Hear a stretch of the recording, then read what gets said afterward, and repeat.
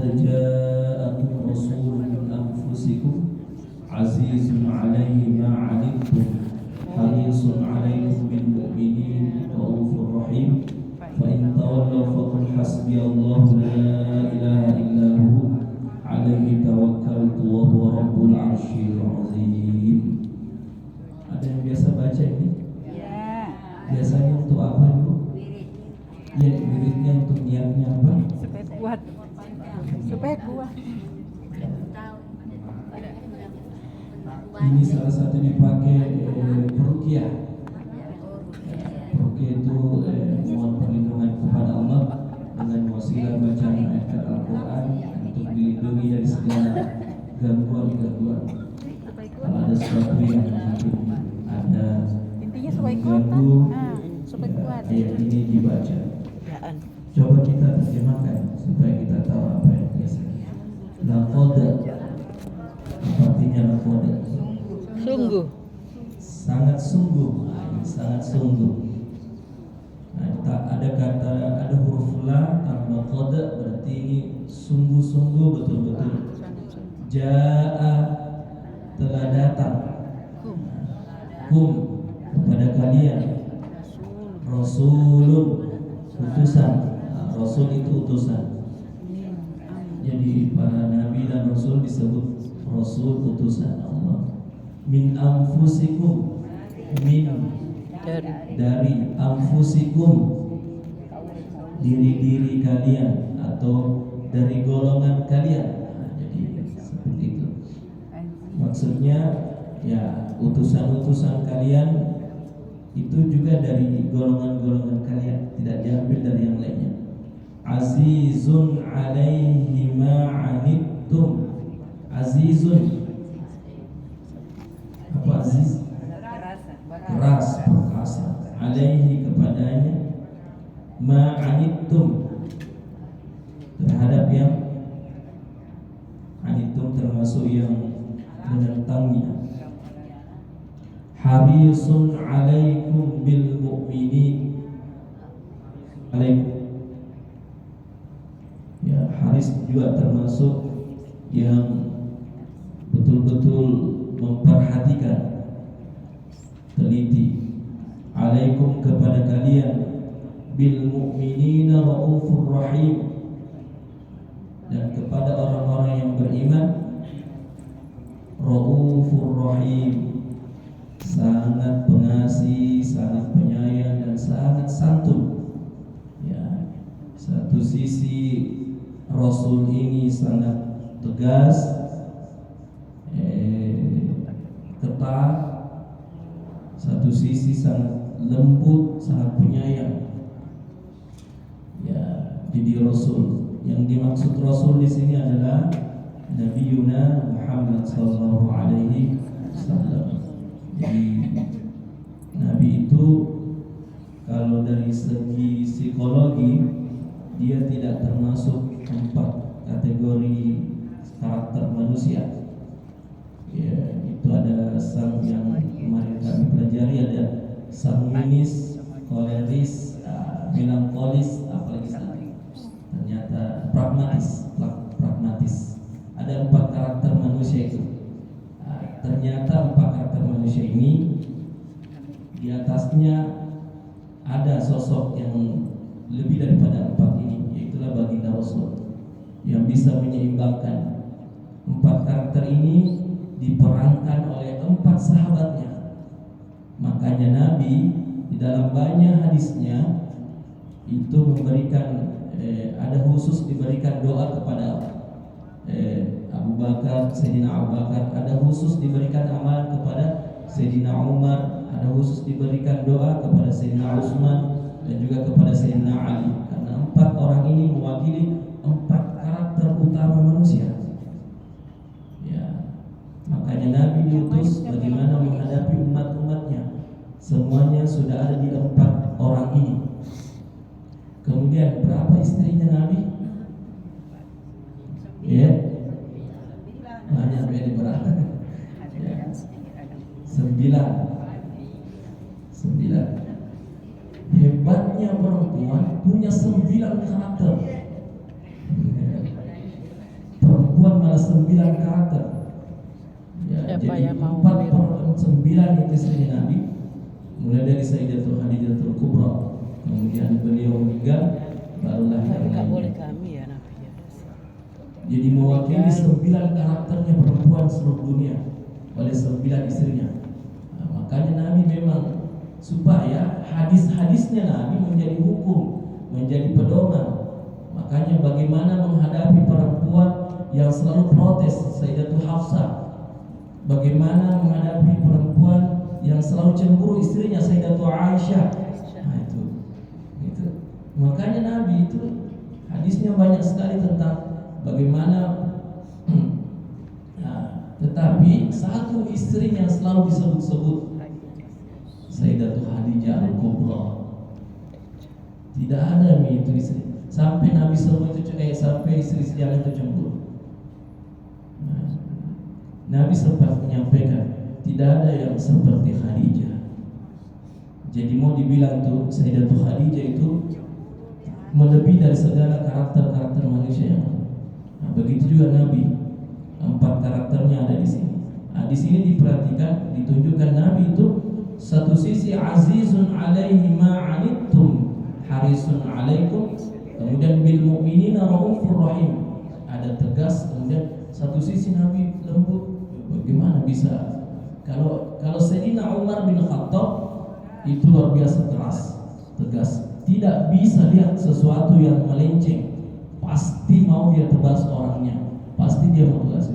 Sayyidina Abu Bakar, satu sisi lagi Sayyidina Abu Bakar yang cinta damai. Makanya yang bisa dampingi Rasulullah kemana-mana hanya Sayyidina Abu Bakar.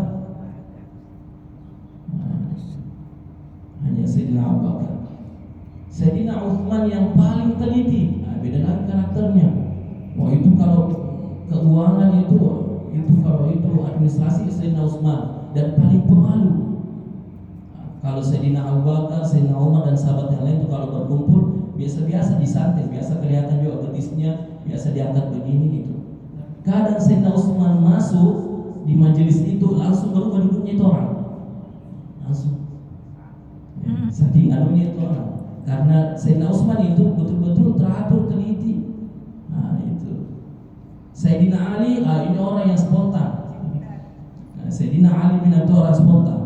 Maka terbukti ketika Sayyidina Nabi Muhammad SAW mau hijrah, itu kan di rumah itu tempat istirahatnya Nabi itu mau dikepung, sudah bahkan mau dikepung. Jadi ada sahabat, siapa yang bisa gantikan Nabi ini di sini? Itu Sayyidina Ali langsung spontan, saya Pak. Saya Pak. Ternyata nanti bisa ada digantikan apa ini? Nah, nanti bisa ada Sayyidina Ali. Ternyata digantikan Nabi untuk tidur di tempat tidurnya, kemudian berselimut. Nah ini Nabi mau dibunuh. Ya ternyata, tapi itulah berkahnya para sahabat 4 orang ini. Dari 4 sahabat inilah Nabi diajarkan ke-4 karakternya manusia. Ya, tapi Nabi menunjukkan luar biasa. Satu sisi bagaimana tegas kepada Sayyidina Ali yang terlalu. Kalau 4 orang ini tidak diatur oleh Nabi, maka itu bisa berantakan. Sayyidina Umar yang begitu tegas, Sayyidina Abu Bakar yang begitu cinta damai, Sayyidina Utsman yang begitu teliti, Sayyidina Ali yang begitu teledo. Ya. Kita manusia, kita umatnya Nabi kombinasi. Karena bisa jadi kombinasi karena kita punya jalur bapak dan jalur ibu. Sebetulnya beda karakternya. Ya. Jadi kalau kombinasinya Sayyidina Umar dengan Sayyidina Utsman, hati-hati Ki. Kalau pemimpin begini sudah tegas dan teliti, perfeksionis. Kalau Sayyidina Abu Bakar dengan Sayyidina Utsman, itu juga itu yang bagus. Sudah cinta damai, sudah bagus. Dan semua ada terlihat karakternya di antara kita. Ya, ada di antara kita. Ya, kami bisa lihat. Nanti itu kita bisa pelajari tentang karakter. Kemudian kita lanjut di ayat 129, fa in tawallaw faqul hasbiyallahu la ilaha illahu. Fa in tawallaw itu artinya jika kamu melakukan sesuatu yang berhindar daripada hal-hal yang kebaikan. Faqul, katakanlah, hasbiyallah, cukuplah bagiku Allah, la ilaha illa huwa, artinya tidak ada Tuhan selain Dia. Alaihi tawakkaltu, alaihi kepadanya Allah, tawakkaltu aku berserah diri, tawakkaltu aku bertawakal, wa huwa dan Dia Allah Rabbul Arsyil Azim, Rabb pemelihara Arsyil Azim, singgasana yang agung. Nah, jadi ini ayat juga dibaca kalau kita termasuk untuk menenangkan seseorang yang mungkin marah atau lagi menghadapi kaum yang begitu mau menghancurkan kita, maka ayat ini menjadi pelindung, ya, muhafazah. Maka dibaca ayat ini, laqad ja'akum rasulun min anfusikum azizun 'alaihi ma 'anittum harisun 'alaikum bil mu'minina raufur rahim, fa in tawallaw faqul hasbiyallah la ilaha illa hu 'alaihi tawakkaltu wa huwa rabbul 'arsyil 'azim. Ini luar biasa. Ini bahkan bisa mendeteksi siapa di antara kita yang terganggu oleh jin. Jika ini ayat dibacakan, kemudian ada sedikit-sedikit pegal-pegal bagian punggung bagian kanan, berarti ada sesuatu yang mengganggu di situ. Ya, bisa diperiksa punggungnya bagian kanan. Ya, ini diajarkan oleh teman anggota ARSY, Asosiasi Peruqyah Syar'i Indonesia. Jadi itu ayat ini memang sering dibaca oleh anggota ARSY, Asosiasi Peruqyah Syar'i Indonesia. Kemarin itu teman itu mengajak bergabung, tapi saya termasuk yang mendoakan atau kalau ada yang kesurupan.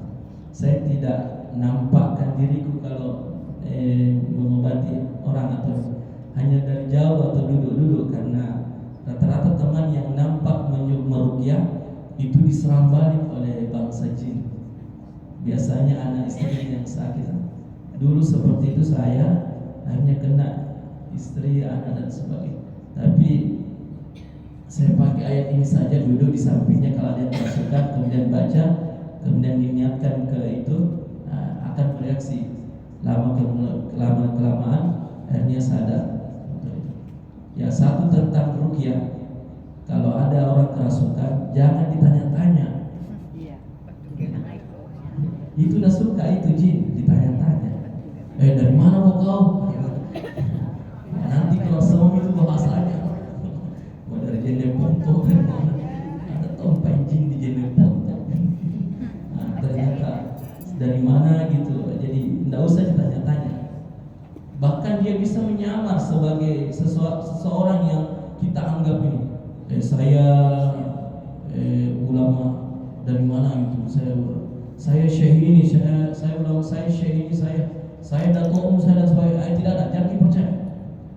Siapapun yang datang di situ tidak bisa.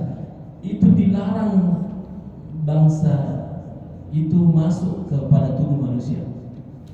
Dilarang. Itu sudah dilarang oleh Nabi. Ditegaskan, jangan ganggu manusia, jangan masuk ke tubuhnya manusia. Nah, jadi yang masuk ganggu itu semuanya jin kafir. Walaupun nasuruh sembahyang, sembahyang konak, unjuk kau sembahyang konak. Kalau nanti kopi di sini, oh iya, masih ada yang mungkin begitu. Datang suruh dibikinnya kopi. Oh, jangan bikin bicara, bacakan coba ini ayat. Nah, tidak terbakar itu. Bacakan ini 2 ayat. Nah, ini diajarkan oleh teman yang dari ARSY. Jadi ini 2 ayat pelindung ini bisa kita menjadi baca ketika sudah sampai di rumah, buka Quran surat Taubah 2 ayat terakhir, baca ini kalau bisa dihafal. Laqad ja'akum rasulun min anfusikum azizun 'alaihi ma 'anittum harisun 'alaikum bil mu'minina raufur rahim, fa in tawallaw faqul hasbiyallah la ilaha illa huwa alaihi tawakkaltu wa huwa rabbul arsyil azim. Insyaallah Allah berikan perlindungan dari segala mara bahaya, termasuk yang mau berkendaraan. Semua berkendaraan boleh. Ya. Ada yang mengamalkan ini selalu dibaca setelah sholat asar. Ya, karena di waktu asar itu waktu yang rawan. Hati-hati yang mandi di waktu-waktu itu. Ya, waktu setelah asar. Makanya ada surah asr. Wal asri innal insana lafi. Sungguh merugi orang yang berada di waktu asar. Hati-hati. Makanya Nabi juga larang tidur setelah asar. Itu enak Ustaz. Pulang kerja capek-capek dan tidur di habis asar. Nabi larang sekali tidur habis asar, termasuk habis subuh. Dua waktu Nabi itu yang larang setelah sholat subuh.